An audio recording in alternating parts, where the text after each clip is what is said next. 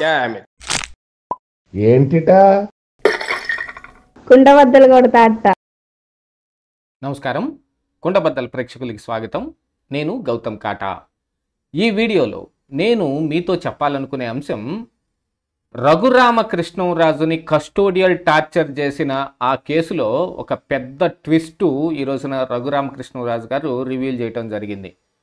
యాక్చువల్గా రఘురామకృష్ణరాజుని custodial torture చేసిన ఆ కేసులో ఇద్దరు, అంటే విజయ్ పాల్ కానీ తులసిబాబు కానీ అరెస్టు జరిగింది. సునీల్ కుమార్ అరెస్టు ఎందుకు జరగలేదు, లేకపోతే ఆయన్ని విధుల నుంచి ఎందుకు తప్పించలేదు, అంటే సస్పెండ్ చెయ్యలేదు అనే అంశం మీద రఘురామకృష్ణరాజు గారు ప్రశ్న లేవనెత్తుతున్నప్పటికీ గాను తులసిబాబు అంశంలో కూడా కొంత సందిగ్ధత నెలకొనటం మూలాన ఈ రోజున గుంటూరు జైలుకి రఘురామకృష్ణరాజు గారిని పిలిపించి తులసిబాబుని అలాగనే మరికొంత 7గురిని చూపించి, ఇందులో ఆ రోజు మీరు గుర్తుపట్టగలిగే వ్యక్తి ఎవరు ఉన్నారు, ఆ రోజు ఇన్సిడెంట్ జరిగిన దాంట్లో మీ మీద దాడి చేసిన వాళ్ళలో ఎవరు ఉన్నారు అని చూపిస్తే తులసిబాబుని రఘురామకృష్ణరాజు ఐడెంటిఫై చేయటం జరిగింది.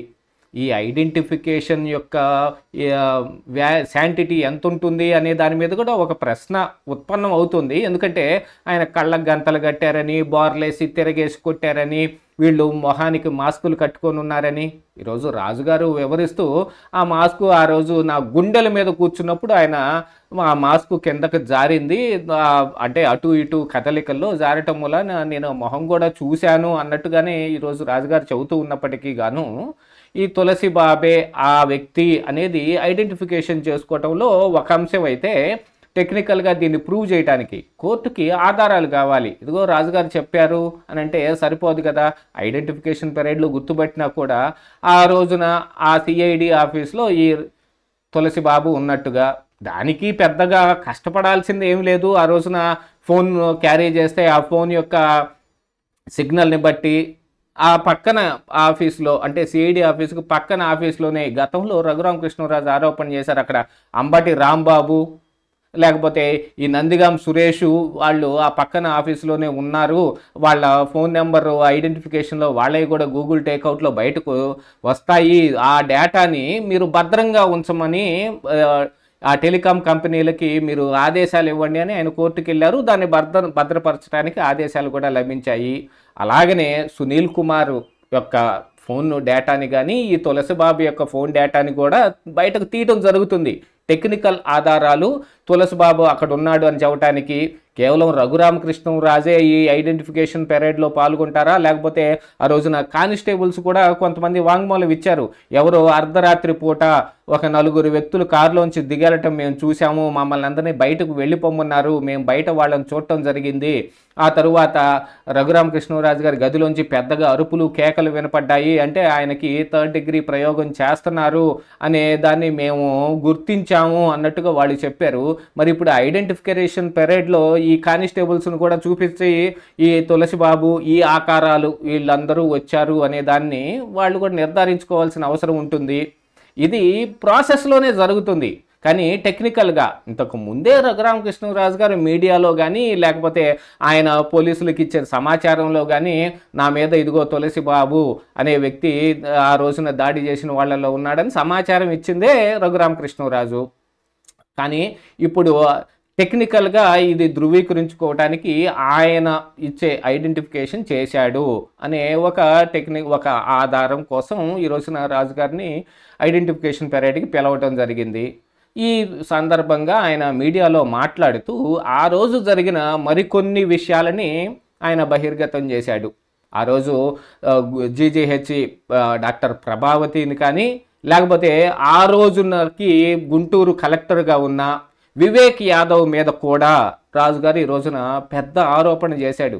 అంటే డాక్టర్ ప్రభావతికి ఈ గుంటూరు కలెక్టర్గా ఉన్న అప్పుడు వివేక్ యాదవ్ ఒక లేఖ రాశాడు, ఈ రోజున ఒక విఐపిని తీసుకొస్తున్నారు, అంటే విఐపిని మెన్షన్ చేశారో లేదో నేనైతే సరిగా చూడలేదు, కానీ లేఖలో ఒకరిని తీసుకొని వస్తూ ఉన్నారు, మీరు హార్ట్కు సంబంధించిన డాక్టర్లని అక్కడ అవైలబిలిటీ పెట్టండి అని ఒక సమాచారం ఉన్న లేఖ ఆయన రాయటం జరిగింది.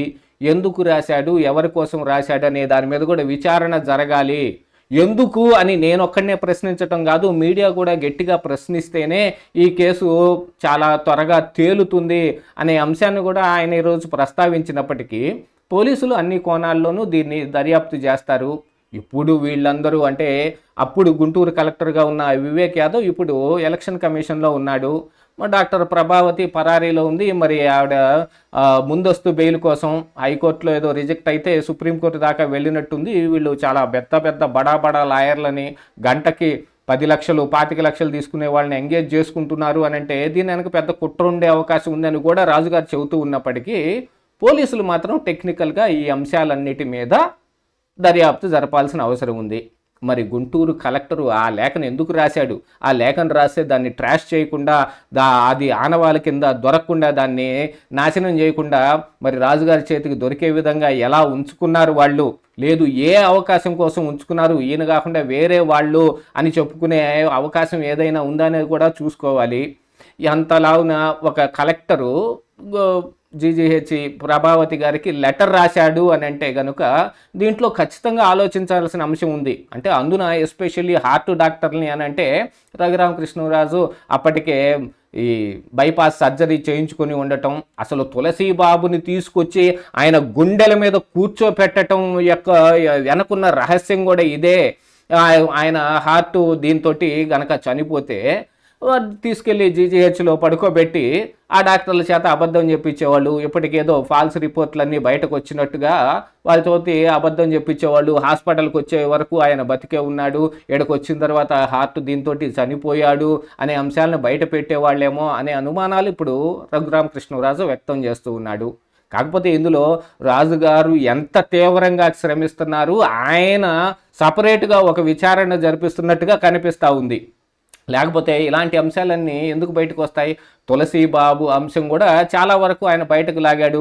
అగ్రిగోల్డ్లో ఈ సునీల్ కుమార్ కానీ తులసి బాబు కానీ కలిపి చేసిన డ్రామాలు రాంకూర్ అనే ఊర్లో ఆ పక్కనున్న వరపర్లో ఉన్న బ్యాంకుల్లో 96 అగ్రిగోల్డ్ ఈ బాధితులు అనే పేరుతోటి అకౌంట్లు ఓపెన్ చేసుకుని అందులోకి డబ్బులు వేపించుకున్న వాళ్ళు కానీ అందులో ఆ డబ్బులు వీళ్ళకి ఎలా చేరినాయి అనే దాని మీద కూడా ఆయన చాలా ఆధారాలు సంపాదించినట్టుగానే కనిపిస్తూ ఉంది. ఇక ఇప్పుడు ఒక కేసు కొత్త మలుపు తిరిగింది. తులసి బాబు అంశం కంటే కూడా రఘురామకృష్ణరాజుకి మెయిన్ మోటో ఏమిటి? ఆయన మీద కస్టోడియల్ టార్చర్ జరిగిందా లేదా, దాని వెనుకున్న అసలు వ్యక్తులు ఎవరు? తులసి బాబు అయితే కేవలం ఒక ఆయుధం లాంటి వాడే. నేను గతంలో గుడివాడ ఎమ్మెల్యేకి కానీ అంటే వెనుగండ్ల రాముకి కానీ లేకపోతే ఈ సునీల్ కుమార్కి కానీ ఇతను ఒక ఆయుధంలాగా ఉపయోగపడిన వ్యక్తే. ఈ కేసులో కూడా అంతకు మించి ఏమి ఉండదు. వాళ్ళు చేసిన ఒక ప్లాన్ని ఆచరణ చేయటానికి ఉపయోగపడ్డ ఒక శక్తి లాంటి వాడే. కానీ మాస్టర్ మైండ్స్ ఎవరున్నారు? సునీల్ కుమార్ మీద ఎక్కువగా రఘురామకృష్ణరాజు గారు టార్గెట్ చేయటం కానీ సునీల్ కుమార్ కూడా అందుకు అనుగుణంగానే ప్రవర్తించటం కానీ జరుగుతుంది. ఏది ఏమైనప్పటికీ ఇప్పుడు రఘురామకృష్ణరాజు కొత్తగా అప్పుడు గుంటూరు కలెక్టర్గా ఉన్న వివేక్ యాదవ్ను కూడా ఈ కేసులోకి లాగాడు. ఏం జరుగుతుంది అనేది ఇక ఫ్యూచర్లోనే తెలియబోతా ఉంది. ఇదే ఈరోజు కుండబద్దలు.